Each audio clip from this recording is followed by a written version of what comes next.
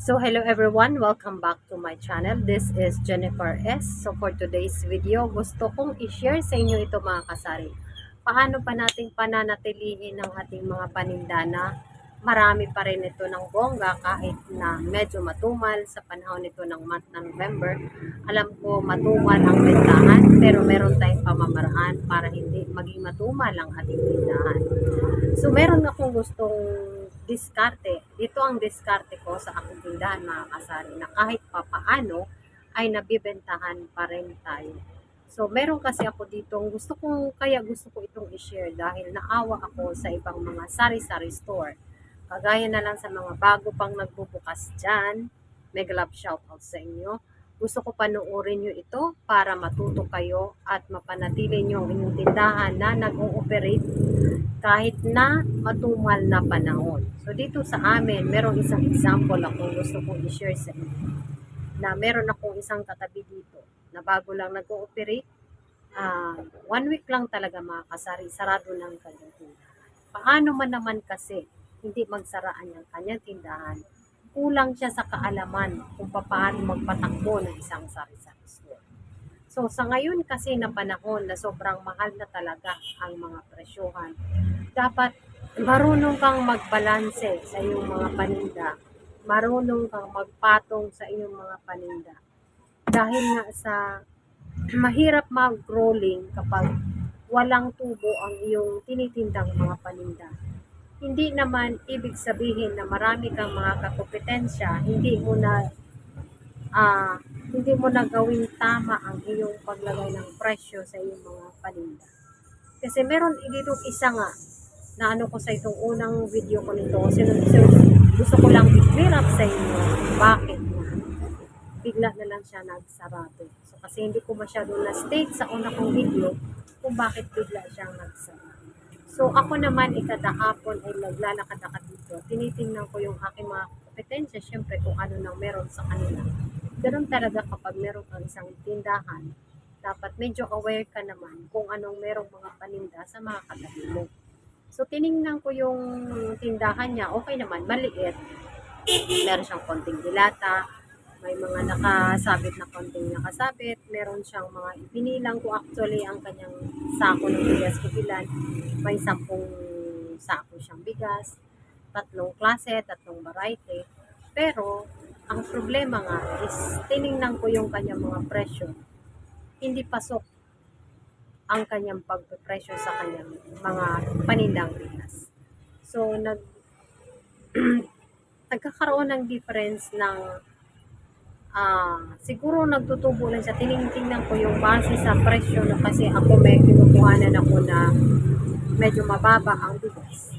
Tiningnan ko yung tubo doon sa kinuhanan niyang sa nilagay niyang presyo is nandyan lang sa 2 pesos. Naglalaro lang sa 2 and 3 pesos.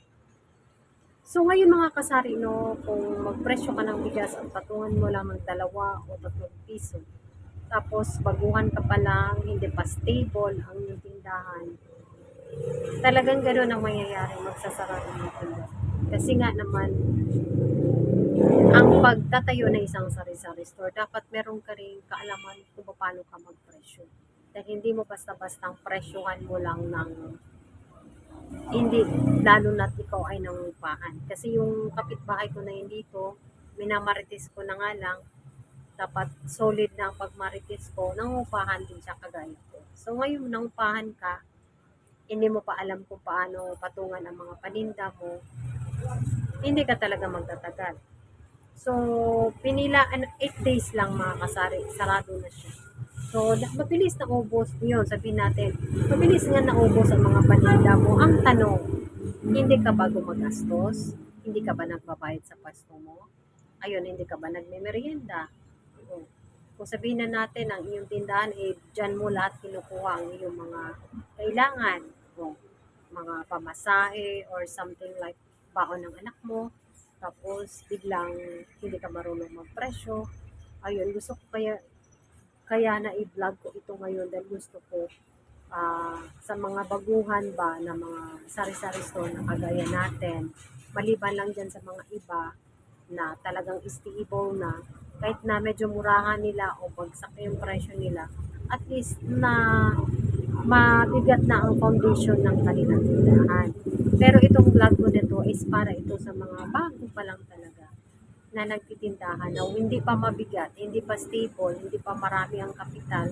Kahit sabihin mo, baguhan ka pa lang, marami kang kapital, pero hindi yung tamang pagprepresyo mo, dahil nag-i-start ka pa lang, tapos hindi mo alam presyo nga ng mga datas, ng mga kape, kahit kape-kape na lang, piso, dos lang ang tinutubo natin dyan, hindi ka pa marunong magpresyo, presyohan mo lang ng 50 centavos, 1 peso, so walang mangyayari sa inyo dyan mga kasari, no? So, itong vlog ko na to, dapat, ano yung mga kasari, um, dapat meron kayong batayan kung paano yung presyo nyo.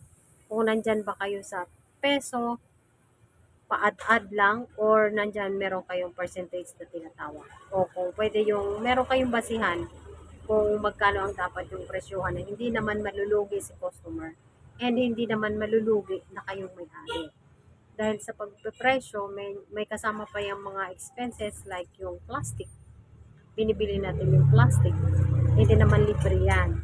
Tapos, syempre yung pagod mo, o yung renta mo, yung expenses mo, dapat alam mo magpantay-pantay sa yung pagpepresyo sa iyong mga paninda para hindi ikaw magsarado. Kasi gusto ko, ang lahat ng mga nagtitindahan, alam ko ang hirap hanapin ng puhunan ngayon dahil sobrang mahal ng mga puhunan ng bawat paninda natin.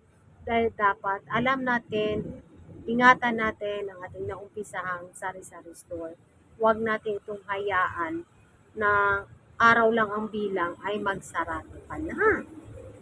Dapat alam mo kung paano magpresyo kasi yan ang pinakamabigat na desisyon na dapat alam mo kapag ikaw ay nagninegosyo kagaya nito na varieties, marami kang dapat presyohan. Marami kang dapat isaalang-alang kapag ikaw ay nagtitindahan. Dapat marunong ka kasi marami yung mga overheads, mga expenses na nai-incur sa ating pagtitinda sa ating tindahan. Meron tayong mga bills, meron tayong mga rents kung tayo nagre-renta. So yun, no? Dapat alam mo kung paano mag-isip-isip, tamang-tama talaga ang iyong presyo. Hindi lugi si customer, hindi rin lugi ang iyong tindahan. So yun lang mga kasari natin share ngayong hapon na to. Sana may natutunan kayo dahil gusto ko isip-isip ko na bago maglagay ng presyo sa ating mga paninda. So, yun lang po ang aking share ngayong hapon. Thank you so much po sa inyong panonood. Maraming salamat po sa aking mga kapwa kasari-sari store owner dyan. So, see you and bye!